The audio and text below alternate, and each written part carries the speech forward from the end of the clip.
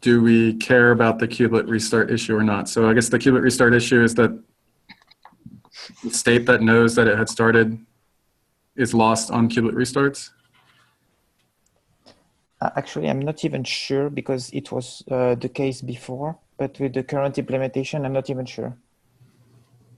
So to be confirmed by people that are, that are in this code base. So I guess if this was the case, I guess the issue is, so I apologize, can you refresh my memory on what happens when the container or pod does restart? Do we fall back to just the startup probes again, or do we? Yes, absolutely. If you reset the started Boolean, then we will only fall back to probing the startup probe. And then once it succeeds once, we probe the others instead. So I guess in practice, anyone who would be implementing a startup probe, assuming that the pod had, or the container had actually properly started, if they got called more than once during a kubelet restart boundary, it's not really a major concern, right? No. And actually, the use case that I documented in the documentation on the website repo is that if you want to achieve what I needed, you would set it the same as the liveness probe. So you would probe the same thing as the liveness probe.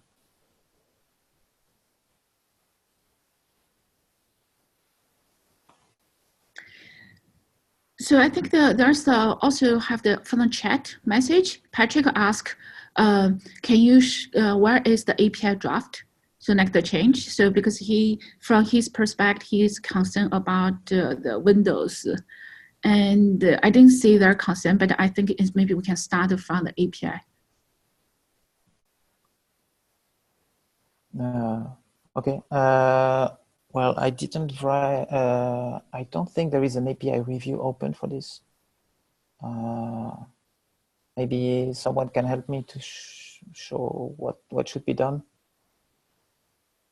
Basically, what I'm looking for is just like an example of what the deployment would look like with both a startup probe and a liveness probe specified. That way it's clear to someone that's looking at this from an admin perspective how they would implement it. Okay, and this should be in the cap? Yeah, that'd be great. Okay, I will do this. Okay. Yeah, this is Seth. I was wondering, and there's not a section in here that discusses solutions that were thought of but discarded for whatever reason. But was there ever entertaining the idea of having an initial failure threshold on the liveness probe, such that we have an initial threshold, failure threshold, and then once the pod is started up, then we fall back to the normal failure threshold?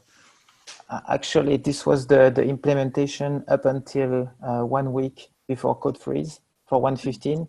Yeah. And then Tim asked me to change that. Yeah. And actually, there is a comment from him that if you want, we can ask him why he thinks it's better to have a third probe than what we suggested. Okay, I will read back up on this then. Yeah, no problem. It is the original proposal, so that's why I also want to know what's the reason. I didn't get the clearly picture about the concern. I know related to the Kubernetes startup while doing that boundary, but I haven't really clearly understand yet. Okay, can you just ask the question again? I didn't get it. So I thought the problem it is based on your, because in that email there's the no, I lost track about what's the concern. So the 1 week before you change the design. So what's the real concern about doing the Kubernetes startup? I didn't get the picture. I didn't understand what's the real concern up there. I saw the orange one is just because we configure of the liveness prop or original problem, but there's the couple could be fail, and because sometimes the some application maybe take a longer time to start up.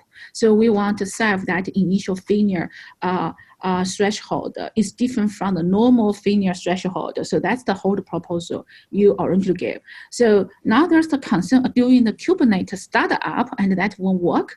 I didn't get what it is yet.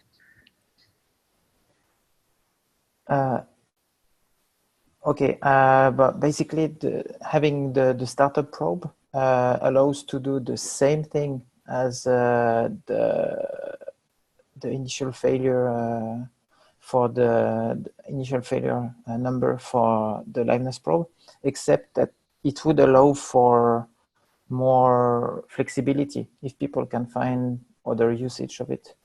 And it's also, it appeared more clear for team, because you have like one probe for each concern. So you will have like clear separation of the concerns. And also the same thresholds, I mean, a unique threshold for each probe, regardless of the state of the container. I think it was for these reasons. Okay.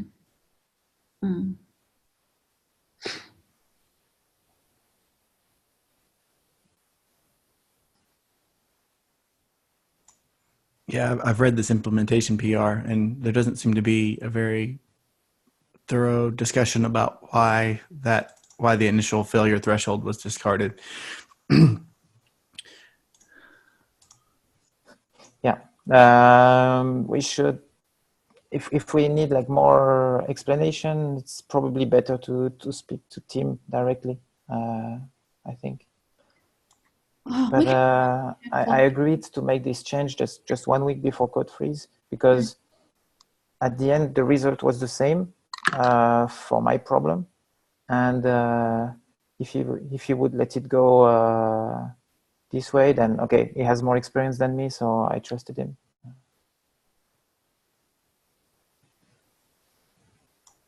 Is there a comment somewhere where he spells out this new implementation is what he's advocating for? Yes. Let me see.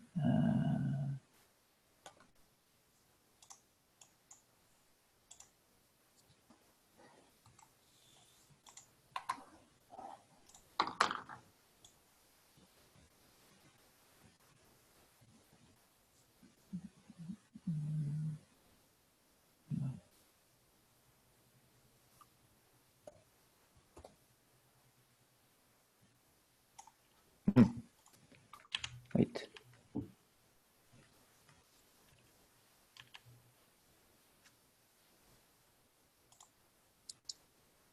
Is GitHub hiding old comments? Ah, yeah.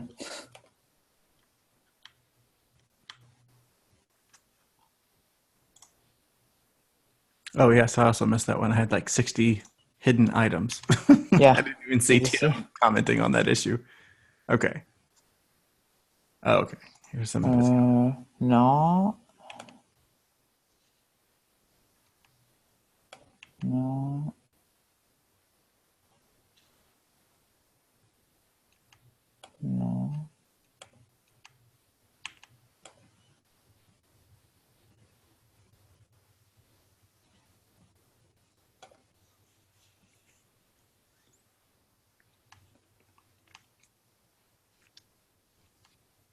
Well, I don't want to eat up all the time, but yeah, no, sorry. I'll read through this issue. It seems like it's more talked about. It's more widely discussed in the issue than the PR or the CAP. Yes.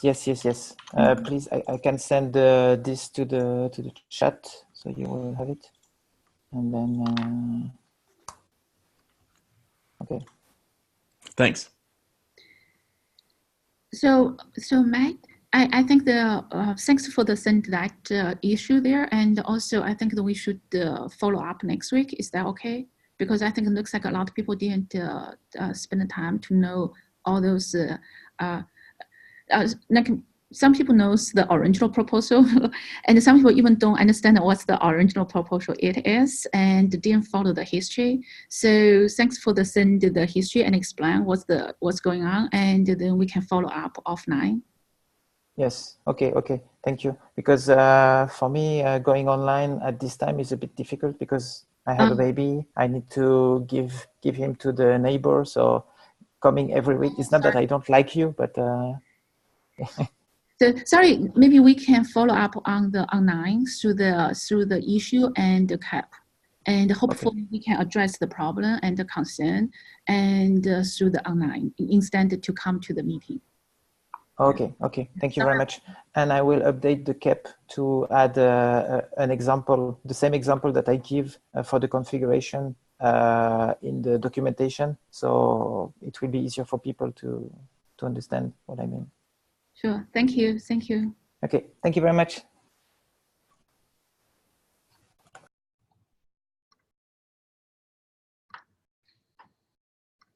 So let's move to the next topic. And the next one, it is, so is the essays here? And can we talk about fallback image CAP?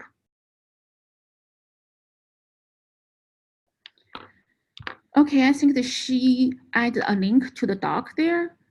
So I think there's if you have the comment, please take a look. And if you have commented, to share your comment through the doc there.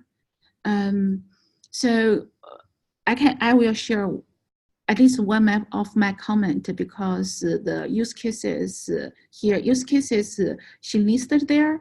And if it's just because the registry have the failure, actually no matter it's container runtime, containerd or Docker, today is already have a way to configure register mirroring. So if that's the only cases, try to address the address this registry down problem, then I think there's some other way. So so this proposal might complicate of our API, but I do see some other region could be using this. So I will leave people and take a look at her proposal, and we can come back later.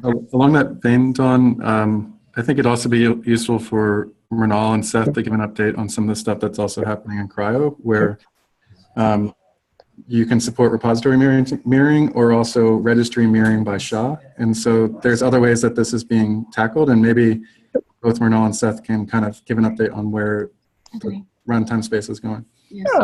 Yeah, sure. So I can talk a bit more. So like by repository mirroring, we mean that you can just take one particular repository.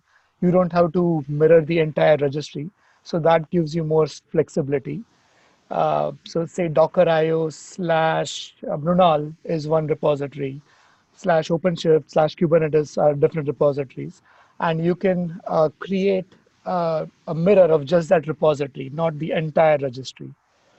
If you want to just say put your control plane images or some critical images over them and mirror them for your deployment.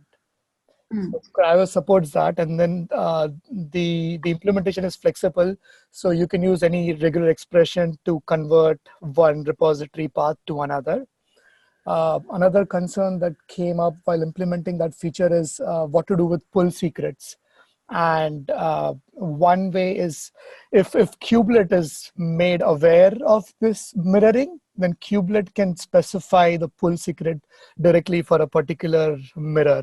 Right now, we are passing all the pull secrets to the kubelet config.json, which is not ideal, but something to keep in mind when we are addressing this feature in SIG Node. That's a good point. I was just planning to add a comment there. And I can see the potential some other use cases. At least one of those, the second use cases she needs in her design doc, and she hinted there's but it didn't really make that clear. So it's not like sounds like it's not just address address the registries down issue, also want to like a fallback mechanism if for the CI/CD, if the one image latest build image it is wrong, so they can forget the previous version. So that's the different thing. So but at least the cases she needs there is unclear because it looks like all is the registries down things. But I think the registry down thing, there's all the container runtime implementation today actually have the way to fix this problem. So we could share our opinions through that her document, and we could move forward. Yeah, we'll add what we have done and what issues we saw and how we can improve things. Cool. Yeah. Cool. Thank you. Yeah. So since you start here saying, I will try to attempt to schedule this the topic to next week, and along with the startup problem, if we still have some unresolved problem, hope we can resolve through the CAP and the issue. So let's move to the next topic. So next one is the vertical scaling. Hi, this is Vinay. Yeah, I did the updates last night. I pushed in updates from previous discussions. I think the main changes that was to remove preemption from the pod condition from notifying that was Derek's comment, and remove the container restart in case of failure. We'll just keep retrying. And there were a couple of questions that were raised. I don't have good answers for. One of that was if the kubelet were to restart, then we currently don't have a way to figure out, since in this design we are using resources allocated and storing that in the pod status. If that is lost, then we don't have a good way to get the current. We can potentially get the limits by making changes to the CRI API get to return the limits that are currently on the container when we update container resources or create container, we set the limits. But for the burstable, and that'll work for guaranteed QoS class. For the burstable, there is no good way to know what the requests were. And one of the suggestions that I had, I think Eugen had mentioned that it should be in the status, but if we keep it in the status, then we cannot reliably get the request information.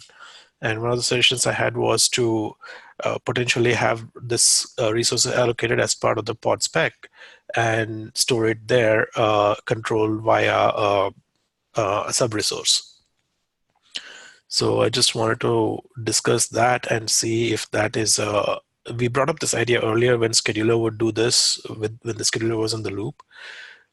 And to me, it seems like a reasonable way to persist there is a desired resources and there is the currently allocated resources. So if the kubelet were to restart and API server did not have this information as well, then we can pick it up from the spec and generate the pod condition without having to keep any state. The pod condition is mainly for informing the initiating actor, in this case VPA, that hey, this is either in progress, we can do it, or it is not possible right now, the capacity is just not there.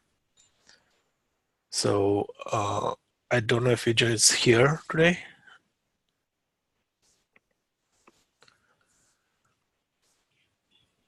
Is Eugen there today?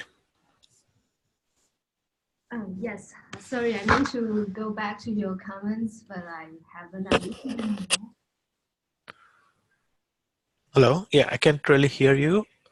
Can you come here? Yeah, Yuji is here. Okay.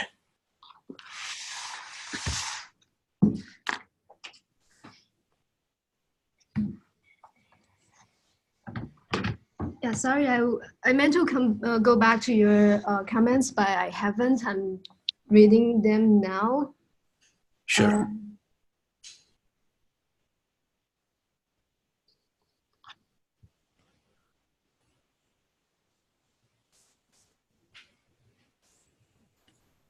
So I also haven't had a chance to catch up on the latest updates since our last discussion. So I don't know if we're going to be able to have like a reasoned response right now, or unless, I don't know how many comments there are, but do we want to just try to give us all a chance to catch up on what was there in the last week, and then Yeah, we can pick this up next week. I think the main I know I updated it last night and I didn't really give chance for people to look into it. The main intention today was to summarize the changes that I've pushed in last night, and then kind of give an overview of what they are and see next week if this brings us closer to where we want to be. on from the last discussion, I thought that David Ashball had suggested that the condition wasn't necessary if you saw that the resources allocated didn't meet the resources specified. Is there still a need to continue a condition, or did you remove it in the latest updates? I currently have it. I looked into removing it. I think the main reason to continue to have it is it can give the initiating actor a quick feedback on whether it's possible or not. And since we are moving the retry, restart, resize, restart policies out to the VPA, we moved that. It will be able to evict the pod if the policy allows it to do that. So the initiating actor kind of can act quickly, and this is better for the cluster instead of the application continuing with suboptimal resources and potentially getting killed in the case of memory. So you no longer set a resize policy per resource? Resize policy is there per resource. It is the default. I thought the discussion was that we had different resize policies for CPU and memory, and one, I believe your comment was we should have the uniform resize policy. The resize policy tells there are two different policies. One is if you cannot resize on in place, then the policy will, the policy that's on the initiating actor, in this case VPA, will guide, okay, with this pod, I'm okay with rescheduling it to a different node as long as PDB is maintained, PDB is respected, or with this pod, I'm okay with, I'll take my chances, I'll continue to run suboptimally. So those are the two policies that we initially had it in this KEP, but it's out of the KEP now. There is the policy per container policy where per container per resource type, where let's say if I'm updating memory, I would want to restart it. That is there. That's the resize policy that we have here. One is restart policy, one is resize policies, I'm calling it. A retry policy, sorry. Retry policy has been moved out to the VPA object. Whether you want to retry or how you want to retry. Do you want to keep retrying, or do you want to evict and then get it running with the new resource requirements on another node? If in place update is possible, then the user can select, okay, I'm updating only CPU and I want to do this without restarting the container. Or for this container, if I update memory, I want to restart the container. I can tolerate restarts, but Java application which cannot potentially use, even if the memory has been increased, unless you have the restart, the XMX flag, if it's that kind of a legacy container. So that policy is there. The pod condition part of it was the one that Yuju mentioned, whether we should even have it. That's the one I felt it's still useful to have it. And I looked into whether there's any state that's required to do this. As far as I can see, if we move the resources allocated out into the pod spec, it's absolutely stateless. So if the kubelet were to restart, it'll just look at the diff and say, okay, currently I cannot do this, so it'll be failed, or yes, I can increase the size or give you what you want. I'm going to make it in progress, and then eventually when it has converged and its update container resources CRI API has succeeded, it will say, okay, I'm going to set this to success. So that information, I believe, is still useful for the initiating actor, and I'd like to keep that. Without that, we can still do it. The only way the initiating actor would have would know is to have pick a random timeout, and it may be that the Kubernetes just is doing it. It's able to resize it. However, it's in a loop trying to, let's say, reduce memory, and then the timeout, random timeout hits. You pick a timeout and that number hits, and then you're evicting the pod, even though the resize is in progress. So for that reason, I felt that the pod condition is still useful. Yeah, I guess we can just think over it and see if we really want it out. I don't know of any particular corner cases. Yuju mentioned that there are some potential corner cases. I kind of try to think through what could break here. Couldn't come up with any. So if there's any major reason to not have it, then yeah, of course we can. Last time I looked at it, I think the condition might be hard to maintain for qubit, given that we don't have all the states necessarily. So, but yeah, I have to read again now with your changes. Maybe it makes sense now. Before my stance was that if it's not necessary, it's hard to maintain. We rather not have it. But if this has changed, then yeah, we can. I actually have implemented our first version and a POC that I did with the scheduler in the loop. I implemented that with, in fact, 2 pod conditions in there before, instead of now we have just 1, and it seemed to work well. But the previous implementation, the POC was keeping state in the pod condition, and that was a problem. And we had we reviewed that and then got rid of it, collapsed it into a single pod condition. I think to summarize, I think the main changes here are the preempting was one of the pod conditions that we had in there before, and Derek had concerns that the user should not really know whether how they're affecting which pods are being pods are being preempted, and then the second was to have sections for kubelet API server and scheduler API server interactions. I described that in detail, and then I still have the preemption in the end-to-end flow, but I mentioned that it is something that you can implement as phase 2. It's not necessary to have that implemented in the first version, and we can choose to, if this works pretty well, we don't really need preemption complexity in kubelet. We may not even have it. And some of the other things were calling out that if it's a static CPU manager policy, then we allow only integral updates, those kind of things. So I think let's take time to look through this update, but focus mainly on these 2 things. One is, do we really need to get rid of the pod condition? Because I think it's useful for the initiating actor. And the second more important thing is to see if we can have this resource allocated, which is currently in container status, moved to the pod spec, unless there is a good way to keep state on the node.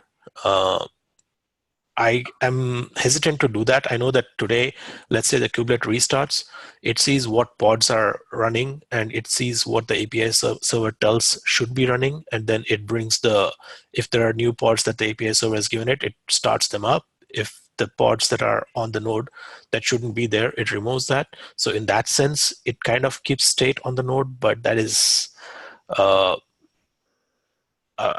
don't know if it's feasible to just add one more list of, okay, container 1 has request limit XY, container 2 has request limit WPQ, something like that. That if we keep that information, then it's a node local information, but I'm hesitant to put any state on the node unless you really can't do without it. But today we don't have a good burstable pods is the main concern here. Guaranteed we can query the limits, and we know that the request equals limits.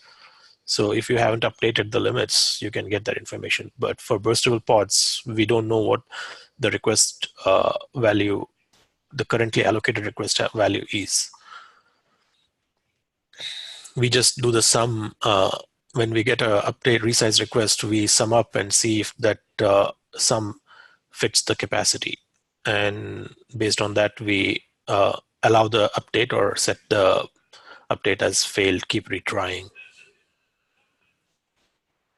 So if we went with the route of moving this resources allocated into pod spec, then it's a true source that comes from API server. Either it's been updated or it's not. And the pod condition can be generated from a true source just by diffing and seeing whether it fits.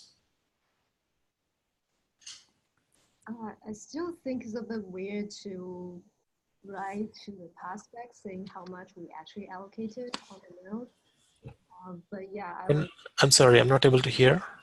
I still find it a little bit weird that we are trying to write back to the pod spec for the resources that we actually allocated on the node. But I would like to hear other people's opinions on this too. So yeah.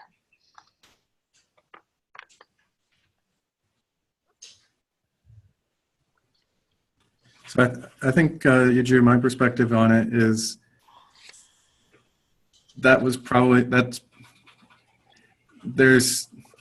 we need more than one value. And so I guess it's because you have the value that was initially there and then the value that you're desiring to converge to. And I've also wondered about how to handle that too. And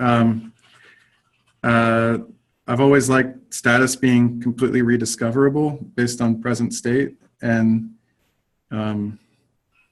but I'm struggling with a way of letting you update the spec and have it also not map what kubelet could achieve either. So I think I empathize with the author of this KEP on trying to tackle a difficult problem that is hard for us to all work through and iterate on. But I think for resource allocated, to me, the question is always like,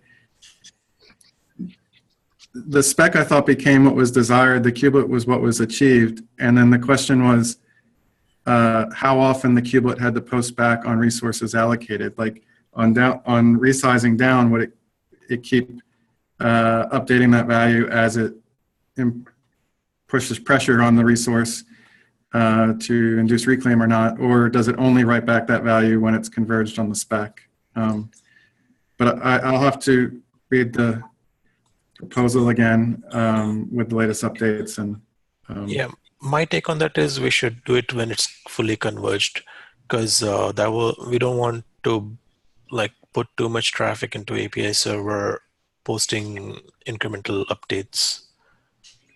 So then, just so I understand the state issue, I guess, Yuju, that you raised, it's that if the kubelet restarts, if that was the case, couldn't we only set resource allocated once the spec has converged? Like, do we need to actually checkpoint or even pull the CRI to know what the present value is? Because I would expect the loop and the kubelet will just keep trying to reconcile, and once we see that it's been set as desired, I think we'd be fine. But maybe I'm mistaken something and I have to reread this. We can post once it's completely done. The issue is on downsizing. Updating the request part of it is a no-brainer. It's you're reducing the resource requirements, so that should be immediate. However, the concern is with setting the limits to a lower value. That's where we might sit in a loop for a little while, trying to get the memory limit lower to desired. And I don't really see a reason to, if we, let's say we were at 5 gig and we want to get to 3 gig and we got to 4.5, 4.1, 3.9. I don't see what benefit we get by telling the user, okay, we are now at this every so often. It's all the user cares is the resize is happening, and it doesn't, in this case VPA, it doesn't need to evict the pod for reducing. All it cares is, okay, we have allocated X, we are using Y, which is much lesser than X. We want to give back that capacity, and that's our desired state. It takes you 1 second, great. If it takes you 2 minutes, I don't care, but take the capacity back. That's the user's perspective.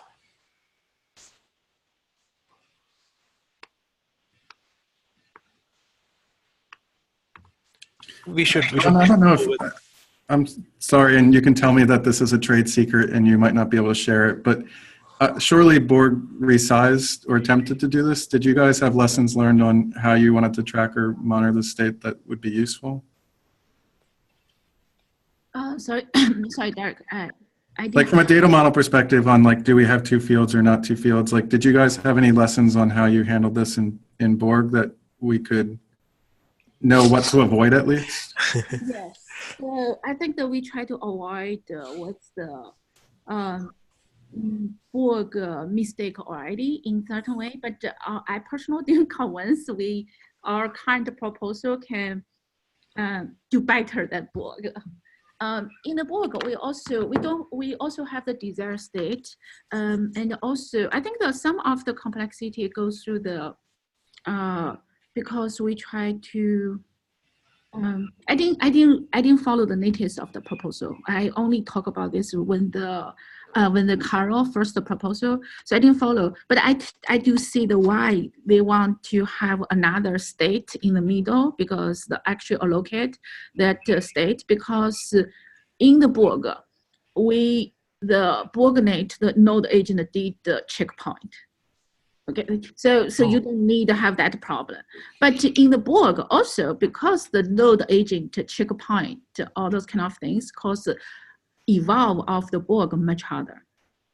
I just want to say that. So that's why we try very hard to not to really checkpoint on the node agent until we're clear about a lot of the state, like the API, all those kind of things. Until today, I don't see we are really do good job and have the clearly know the API and all those kind of things. So, but in the Borg, we do checkpoint, like the checkpoint, what actually you are allocated here.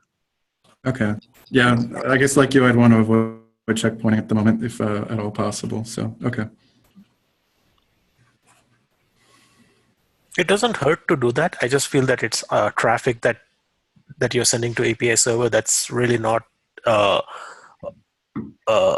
helpful for anyone at this point. If it is like useful for even the kubelet to know where it really was at some point, then sure. The way I see it, if we are increasing memory, it should just reducing or increasing CPU should succeed. Increasing memory should also succeed. Decreasing memory, we might have issues where we have to massage the pod to get the container to get to where we desire it to be. And if we were to restart and lose that information of where we were before restarting, we start from the top and then we'll immediately converge to where we got. Very quickly we'll converge to, let's say we're going from 5 gig to 3 gig and we're having problems around 3.5. We should be able to come down to 3.6 pretty quickly. And if we knew that we were at 3.6, we could try from there. That would be a little bit faster. The posting the traffic, is that worth the extra traffic we post back to API server? Maybe not.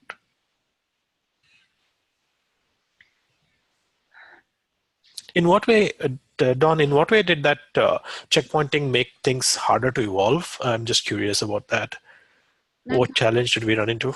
Like for example, we decided not to rush to the checkpoint for the Kubernetes, but actually each component, because we have, especially Kubernetes is the extensible model.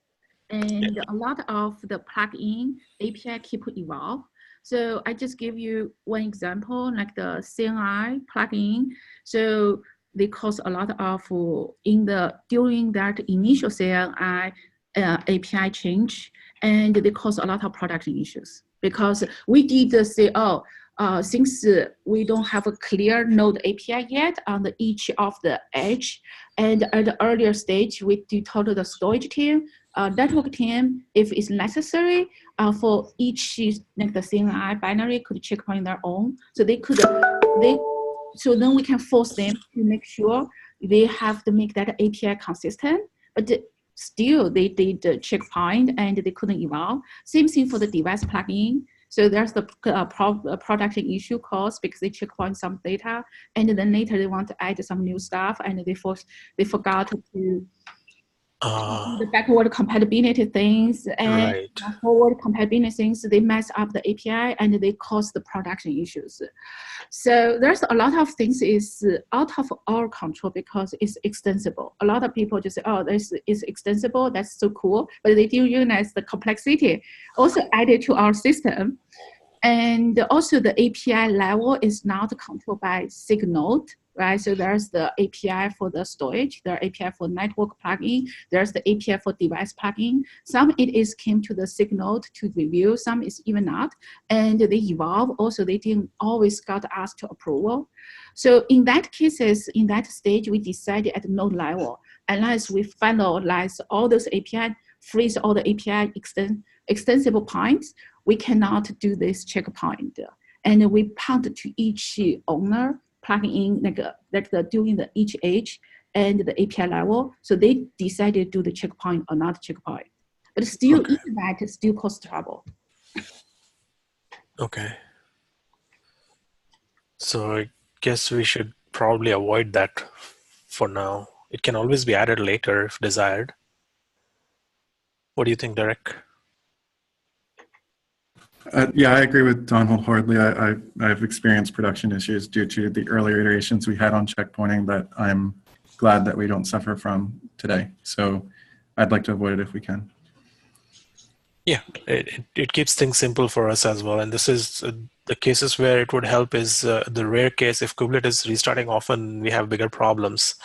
This is in the rare case where Kubernetes restarts and we had already done some work and we are redoing that work. I think the main thing we need to figure out at this point is see if we can push this out into the spec and use a sub-resource to control, have a very tight control. Kubelet only updates this kind of. And pod condition, I'd like to keep it.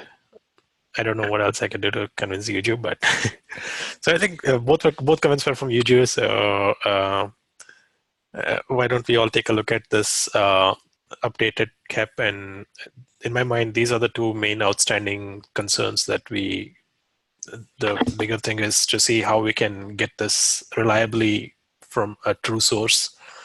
One option is to add that information local to the node, where similar to what it's doing today, if it's already keeping pod, if when it's restarts, it has to discover the pods that are currently there. You might as well discover this information on the memory resource allocations, the requests that have been currently set. For some reason, I don't want to add that kind of information to local state. I prefer this to be a true source and one source. We see this coming up. If the API server provides you this information from the status, then you have to, okay, we trust the local one is correct because we update in the end. That's fine. Both ways will work. It's which one is better. I agree that this is part of the status because it's what Kubernetes is saying. Hey, this is what I'm currently at.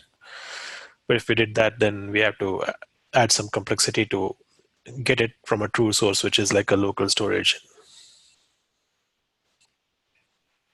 If things break down before that local information is stored, then we just redo the work in both cases, whether we're storing it in the API server or whether we're storing it locally. And it should be hopefully a very rare event.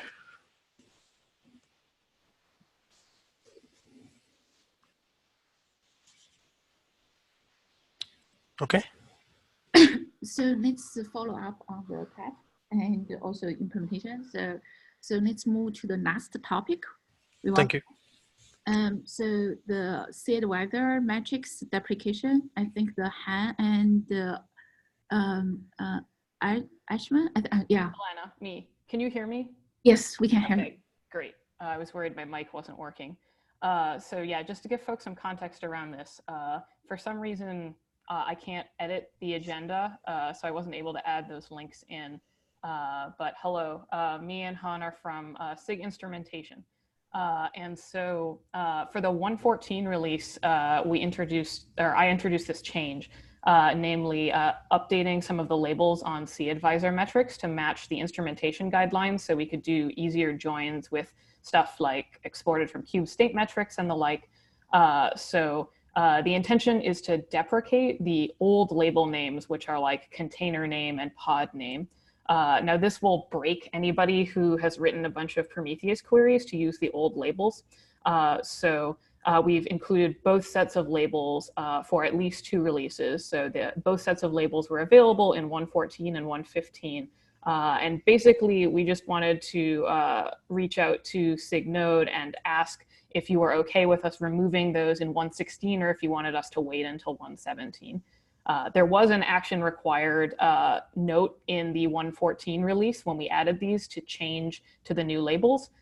We can include another release note saying, no, really, they're gone now, you must change.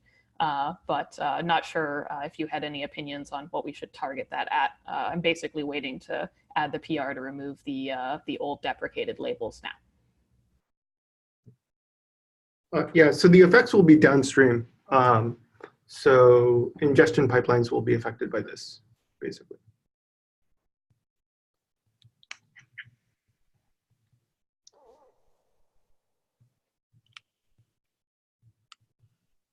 I personally think it should be okay, but I do need to talk to our production team because yeah, we just basically wanted to make folks aware of this, ensure that they had a chance to read over the cap and were aware of the changes. And then if you're okay with us going ahead to do this in 116, I'll go ahead and submit the PR. And if not, then we can try to communicate how to better make those changes for 117. Should we circle around to the next meeting and maybe give you some time to talk? Yeah. I think a pointer to the cap would be helpful, at least for me as well. I linked it in the chat. I just can't add it to the agenda because I just don't have permissions. I will update our agenda with the chat. Thank you. Thanks, Don. Han, what's the status of your metrics versioning and deprecation? That's going in this release cycle, hopefully, but that and this are slightly different. Right. The only thing I was going to ask is, last I looked, you were going to add a flag to enable deprecated metrics. Yes. It might be nice, just in case someone doesn't catch the memo, if rather than removing them this release, we gate it on the remove deprecated metrics. But these are not metrics that are going to be removed. These are labels that are going to be deleted.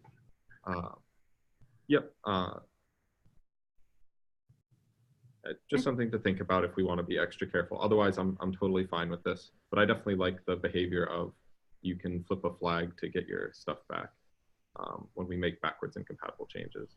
I don't know. In this case, the metrics aren't going anywhere, and I don't think there's any way to flip a flag to turn on and off labels. So, well, right.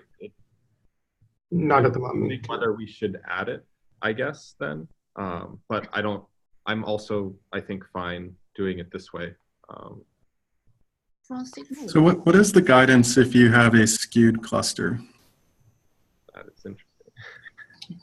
So if I'm running a 116 control plan, 114, 115 kubelets are in that cluster, is there any guidance we would expect to have there? Or like, I'm trying to think, like, I'm sure Dawn's going to have the same conversation I'm going to have. And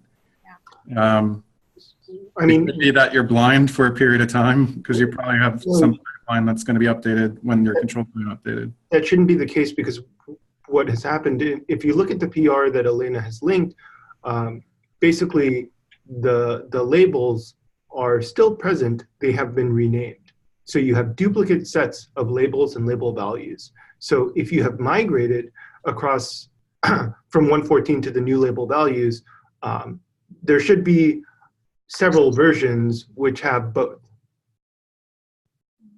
Yeah, there shouldn't be any interruption. The issue at this point now is that we're duplicating this data in 2 places. And so we're sending a bunch of extra bits over the wire sort of unnecessarily. So it would be great now that we've had the sort of transitional releases for people to update all of their queries to the new labels, that we can turn off the old labels. But we wanted to make sure that we communicated this with people who owned this code so that they would be aware of the fact that these old labels are getting removed. It sounds like it probably wasn't at the forefront of people's minds. But yes, we would like to do that.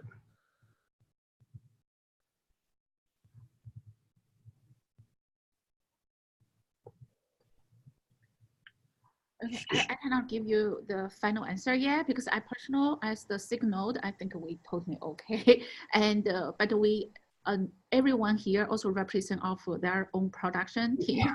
And in real production, then we need to figure out the stuff. Yeah, for sure. We want to follow up. Is that okay next week? Yes, next week sounds great. And yeah, that's specifically why we're bringing this here. From a code perspective, it seemed like it would be fine with this release, but we wanted to make sure it's communicated and that folks have switched over. Certainly internally in my company, we're aware of the change and we've made the changes. So, and I've seen a number of PRs actually reference my PR and say we've made the changes to switch the labels over. So. Okay. So we ran out of time, and thank you everyone to coming, and thank you, especially thank you everyone present here, and see you guys next week. Yeah. Thank you. Have a good day. Thank you.